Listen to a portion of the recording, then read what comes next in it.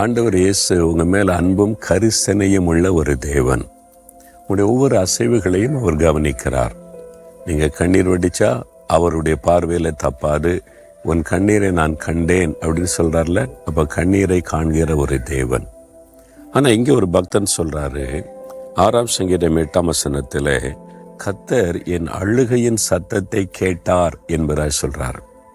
அழுகிறோம், கண்ணீர் வடிக்கிறோம்ல, அதில் சில வகை உண்டு. ஒன்று, அமைதியாய் கண்ணீர் வடிப்பது. சத்தம் வராது, கண்ணில் கண்ணீர் வரும், உள்ளத்தில் வேதனை இருக்கும், அமைதியாக எழுவது.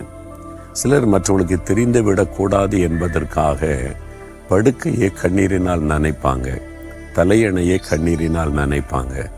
படுக்கையில் அதை யோசிக்கும் போது கண்ணீர் வடிந்து தலையணை கண்ணீரால் நனைக்கப்படும்.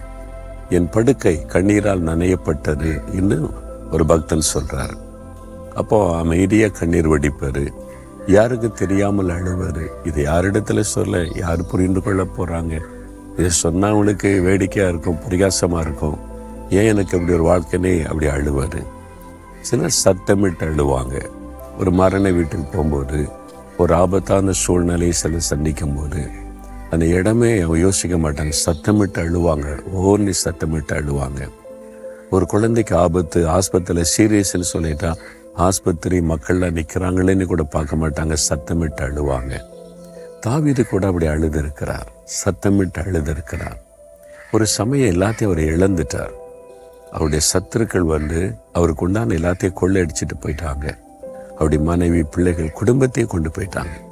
எல்லாத்தையும் இழந்து தனித்து விடப்பட்டனால தன் கூட இருக்கிறவங்க தனக்கு ஆதரவாக இருப்பாங்கன்னு நினைத்து அவங்களும் குற்றப்படுத்துகிறாங்க. அப்போ தாவீது மிகவும் அழுதார். தனக்கு பலனில்லாமற் போக மட்டும் அழுதார். சத்தமிட்டு இருப்பார், கதறி இருப்பார். அதனால தான் சொல்ல, கர்த்தரின் அழுகையின் சத்தத்தை கேட்டார். நீங்கள் அழுது கொண்டு இருக்கீங்களா? அமைதியா, யாருக்கு தெரியாம, வெளியே தெரியக்கூடாது, என் கணவருக்கு தெரியக்கூடாது, மனைவிக்கு தெரியக்கூடாது, அல்லது என்னுடைய பிள்ளைகளுக்கு தெரியக்கூடாது, தனிமையாக கண்ணீர் வடிச்சு கொண்டு இருக்கிறீங்களா? அழுது கொண்டு இருக்கிறீங்களா? உங்கள் அறையில் வாய்விட்டு அழுகிறீங்களா? உங்களுடைய அழுகையின் சத்தத்தை கேட்கிற ஒரு தேவன் இருக்கிறார். உங்களுடைய கண்ணீரை அவர் பார்க்கிறார், அழுகையின் சத்தத்தை அவர் கேட்கிறார்.